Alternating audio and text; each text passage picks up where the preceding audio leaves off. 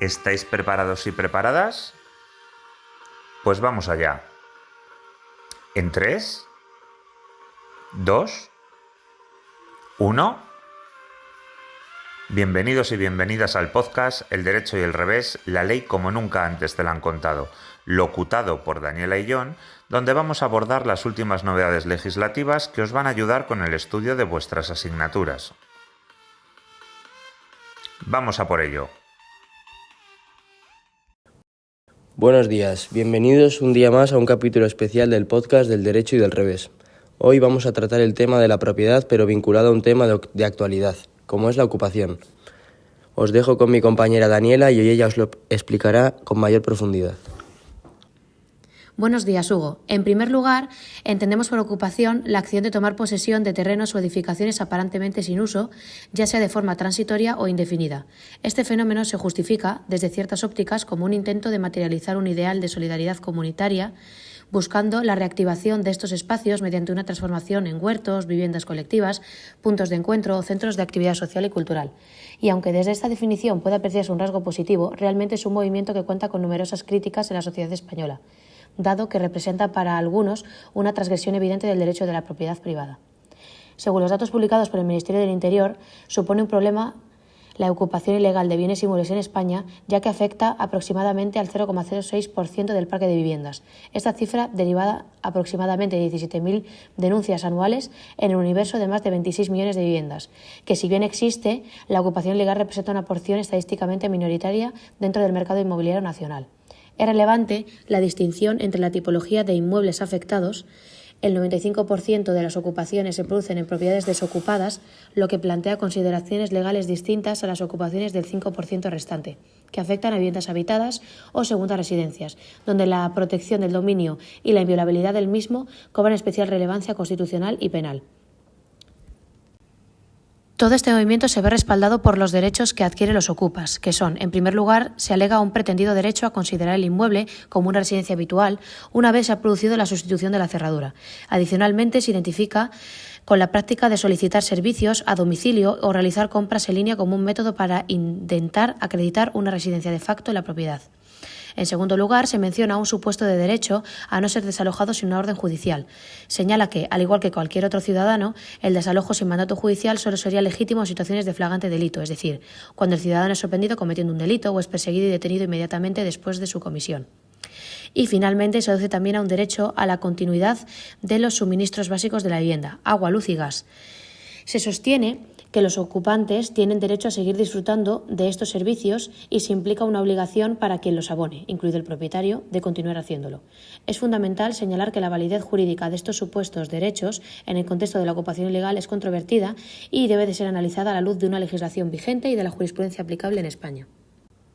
Ahora vamos a seguir por los derechos a los que afecta la ocupación. En primer lugar, afecta al derecho de la propiedad privada. Este derecho está consagrado en el artículo 33 de la Constitución española. La ocupación sin título legítimo priva al propietario de las facultades de goce, uso y disposición de su bien inmueble, vulnerando su derecho a disfrutar de su propiedad sin interferencias. Además, el derecho a la inviolabilidad del domicilio. Este derecho se establece en el artículo 18.2 de la Constitución. El domicilio es inviolable y ninguna entrada o registro puede realizarse sin consentimiento del titular o resolución judicial, salvo en caso flagrante de delito, como hemos mencionado anteriormente. Cuando una vivienda habitada o una segunda residencia son ocupadas, se vulnera este derecho del propietario legítimo poseedor. Es importante señalar que la jurisprudencia ha matizado la aplicación de este derecho en casos de viviendas deshabitadas, aunque la entrada sin consentimiento sigue siendo en principio ilícita. Además de estos derechos fundamentales, la ocupación ilegal puede afectar a otros derechos e intereses legítimos, como el derecho a la intimidad personal y familiar. Especialmente cuando se trata de la ocupación de la vivienda habitual, se puede ver afectada la intimidad de los propietarios o legítimos moradores. O el derecho a la seguridad ciudadana. En algunos casos, la ocupación puede generar inseguridad y conflictividad en el vecindario. Es crucial distinguir la ocupación de viviendas deshabitadas de la ocupación de la vivienda habitual o segundas residencias, ya que la afectación al derecho a la inviolabilidad del domicilio es más directa y tiene mayor protección jurídica. Además, el ordenamiento jurídico español ofrece diversas vías legales para proteger estos derechos y recuperar la posesión de los inmuebles ocupados ilegalmente, tanto por la vía civil, desahucio, como por la vía penal, delitos de allanamiento, de morada o usurpación, lo cual explicarán mis compañeros a continuación. Bueno, pues ahora vamos a hablar de los procedimientos legales para recuperar la vivienda. En caso de que una vivienda sea ocupada, es posible que el propietario no tenga mucho rango de actuación de forma inmediata, debido a que la justicia no permite que una persona actúe por su propia cuenta para recuperar su inmueble. Por ello, podemos encontrar varias formas o vías que las personas que se vean en esta situación pueden llevar a cabo para intentar recuperar su domicilio. La primera de ellas, y posiblemente una de las menos utilizadas en la actualidad debido a la lentitud del proceso, es la vía penal, la forma más común para el delito de usurpación del artículo 245.2 del Código Penal.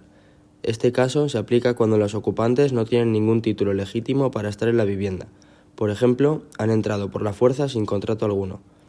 El fundamento legal de este delito, como he mencionado anteriormente, es el artículo 245.2 del Código Penal, el cual nos dice lo siguiente: el que ocupare sin autorización debida un inmueble será castigado con la pena de multa de 3 a 6 meses.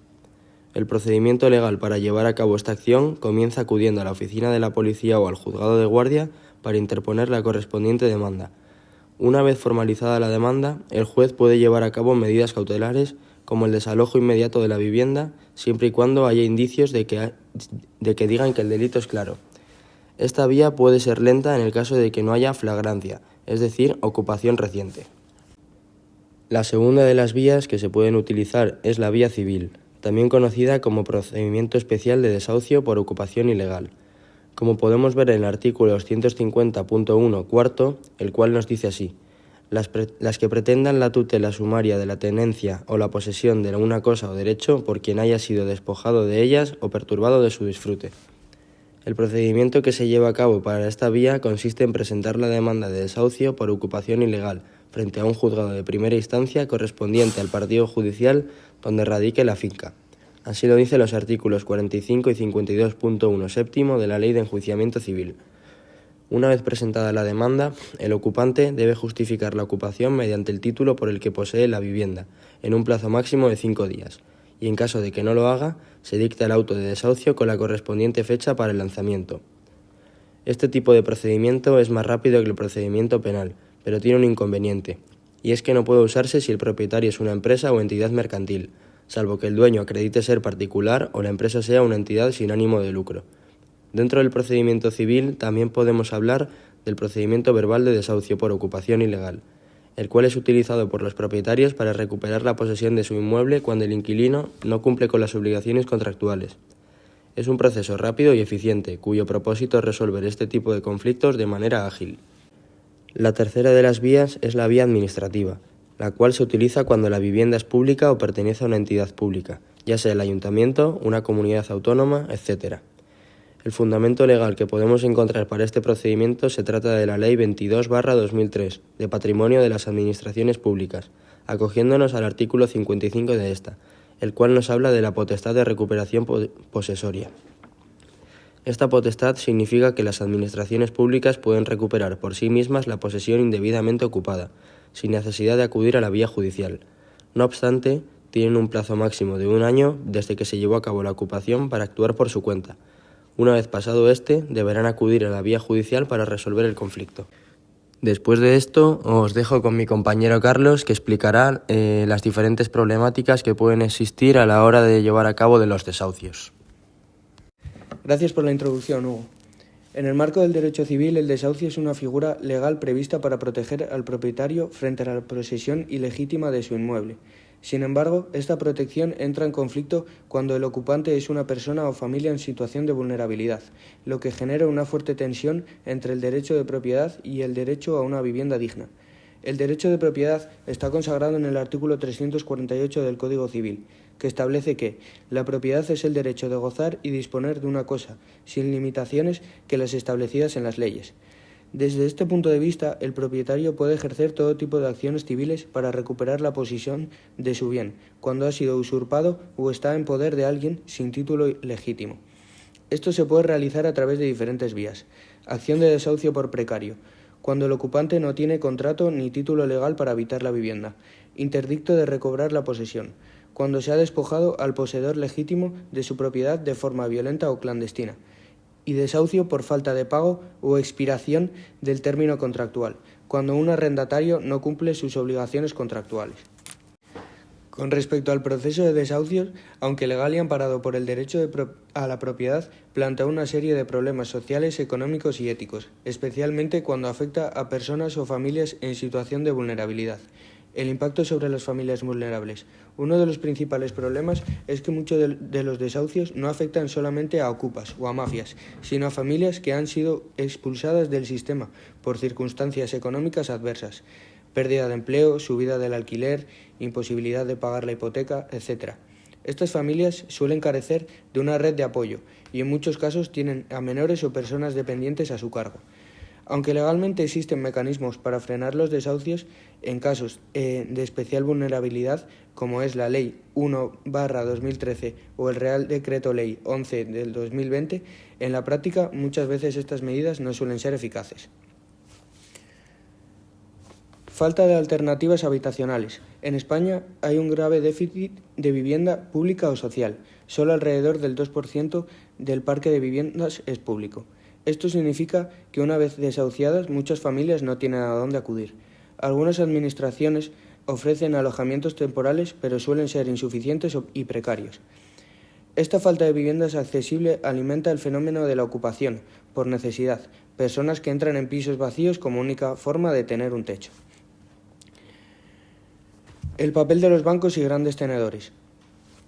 Un gran número de viviendas vacías en España está en manos de bancos o fondos de inversión, que son los llamados fondos buitre, que han acumulado propiedades tras la crisis de 2008 y los embargos hipotecarios. Estos grandes tenedores no siempre gestionan sus propiedades como enfoque social, sino puramente económico. Muchas veces retienen las viviendas vacías durante años, sin ofrecerlas en alquiler social ni facilitar acuerdos con inquilinos vulnerables. Las asociaciones sociales critican que mientras que hay miles de familias sin hogar, existan tantas viviendas vacías de entidades financieras o fondos de inversión. Muchas gracias, compañeros, y hasta aquí el capítulo de hoy. Esperemos que hayáis podido entender mejor los temas que hemos ido tratando a lo largo del podcast y nos vemos en el siguiente capítulo.